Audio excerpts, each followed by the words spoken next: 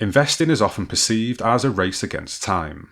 The common thinking is that you have to start early in order to achieve financial success, and if you don't, then you're destined for inferior results in comparison. While it's true that early investments benefit more from the power of compounding, the idea that starting late is a massive disadvantage, or even pointless, is complete nonsense.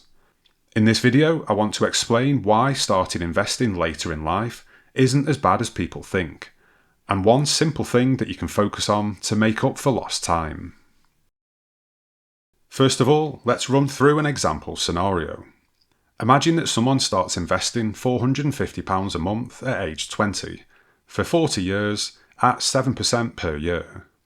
When they reach age 60, their invested amount will have hit the £1 million mark. But what if this person started 10 years later, at age 30? They'd have only amassed a total of 510k, half the amount than if they started just 10 years earlier. And what if they only started at age 40? Unsurprisingly, they'll end up on a lower amount again, and their final total will be halved once more at 221k. This shows the power of compound interest over the long term. But what if you didn't start investing at age 20? What if you started investing at age 30, or even age 40? Is there no hope for you? Thankfully not. And I'll show you the key to making up for lost time when it comes to compound interest. The simple solution lies in the amount that you need to invest. And we can run through some more example scenarios to show how this works. Let's see what it would take for the individual in our example to hit £1 million at age 60 if they were to start at age 30 and age 40.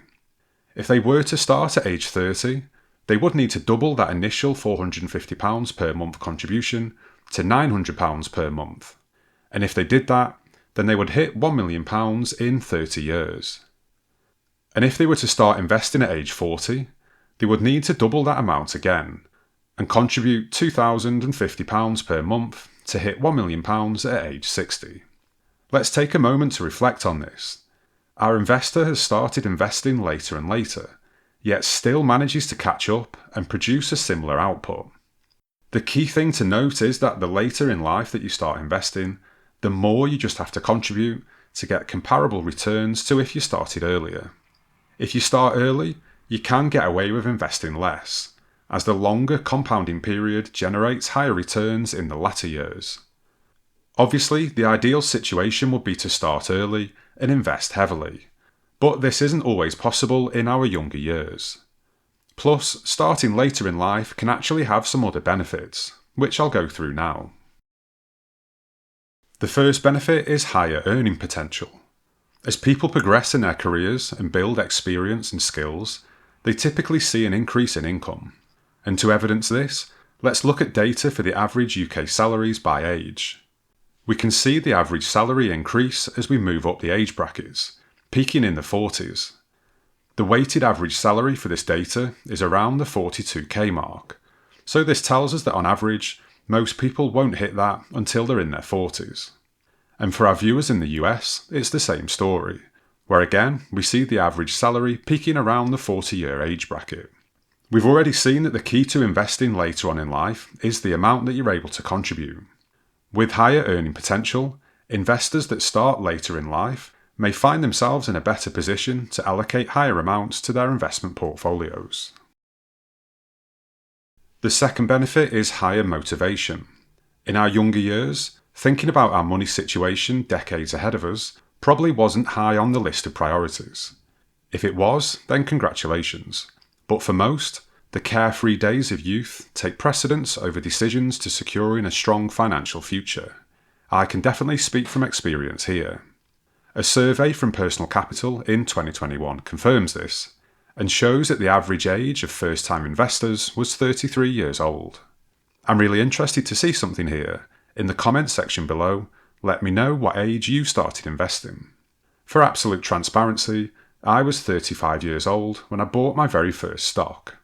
As people get older, their focus tends to shift more towards improving their financial situation, and so their motivation to invest will often increase. Life events like buying a house or starting a family make them think hard about their future. They might develop a better idea of why they're investing, whether it's for retirement, paying down a mortgage, or to provide more for their family. This clarity can help with focus and motivation to meet their specific needs. The last benefit is the life skills and experience built up as you get older, compared to someone younger. Starting to invest later in life often means that you've had more time to learn how to manage your own money. You've likely had some sort of experience of saving, budgeting and planning, especially if you've had large expenses like buying a home or raising children. This experience can be really beneficial when you're trying to boost your contributions. Because you're already used to setting money aside for different things, you might find it easier to manage how much you contribute to your investment accounts. To sum up this video, if you do start investing later on in life than you would have liked, don't be discouraged.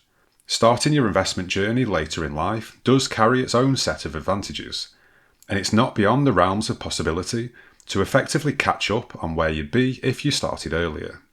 Starting early is obviously the ideal scenario. There is no getting away from that. But as I've hopefully shown in the video, starting to invest later in life is by no means a lost cause. It just needs a different approach. For people that still think it's too late to start, remember, the best time to plant a tree was 20 years ago. The second best time is right now. I hope that you found this video interesting and informative, and I hope that it's given you inspiration and ideas for your own personal finances. If you have enjoyed the video, please drop me a like and subscribe to the channel to make sure that you don't miss any future videos. Thanks again for watching, and I'll see you in the next video.